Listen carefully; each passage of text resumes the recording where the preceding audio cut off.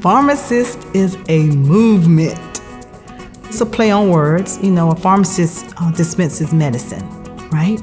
So we dispense food as medicine.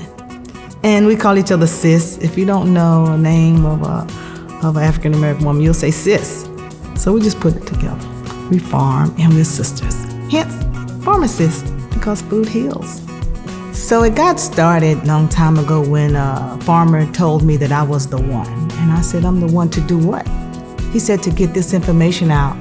There's something going on with the food. It's not as healthy as it used to be, and we need to grow our own. So fast forward a few years, I became so interested in food and eating local, and because I was learning about what was going on with the food supply and food chain supply. And I was it's not healthy. Started hanging with farmers, and one day, I guess the bug bit me, and I started wanting to grow and helping out farmers. But what I noticed was that I didn't see a lot of females. Saw a lot of men. The females that I saw were the wives of the husbands, and so I wanted to see more women in the game. I wanted African-American women who were interested in growing their own food, but I also wanted artists, I wanted drummers, I wanted dancers, so I wanted to create an entire community. Now I'm just learning how to take what I learned through school and my own experiences and kind of sum it up into a really short program that takes folk from never putting in a seed in the ground and not understanding much about growing food and growing flowers to feeling really confident that they can grow anything in their backyard. Each class we have an agenda. We have three goals or three pillars: collective work, health and wellness, economic development. And then we have a moment where we do some type of physical activity. Then we'll have classroom time. We talk about soil. We talk about, again, a lot of talk about soil, because that's the first thing you have to get right when you want to grow. I just wanted y'all to see, when we talked about the different particle sizes, what you could see at your own home. I'm guessing if we're in Columbia, a lot of people have sand, but you might have clay. So if you look at that file. I mean, I never thought that I would be growing beets, because I never even liked beets.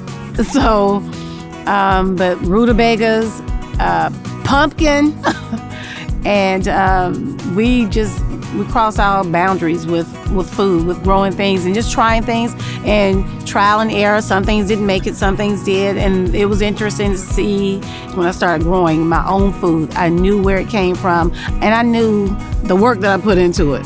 So it was like more of a deeper love for the food. Nature. That's where your health is, part of your health. You want a strong immune system, so you want to be in the sun, you want to touch the soil. Ready for next year? You can fold this. So today we are having an opportunity to finally get our hands dirty, get into the soil, and we are actually mixing our soil with some base potted soil, and then some nutrients are being added out there to the soil.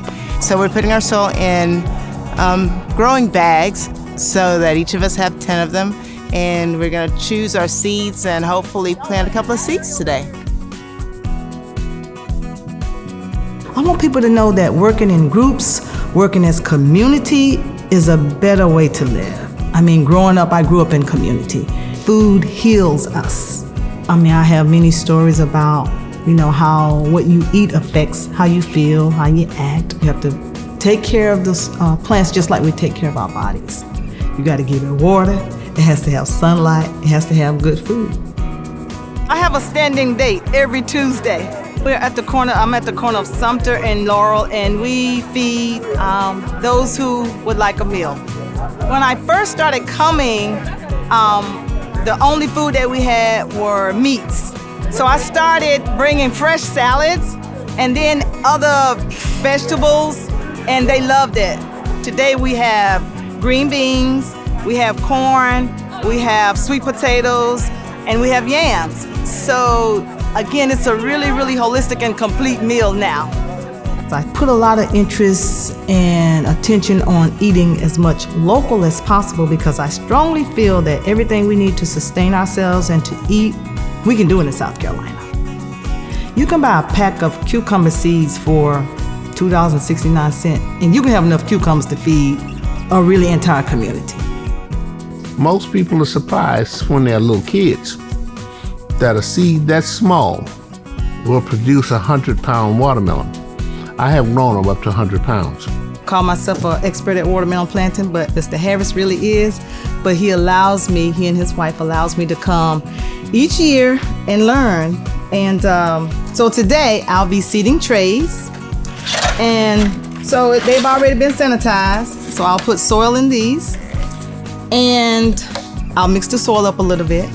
And in a month or so, they'll be ready to transplant into the ground.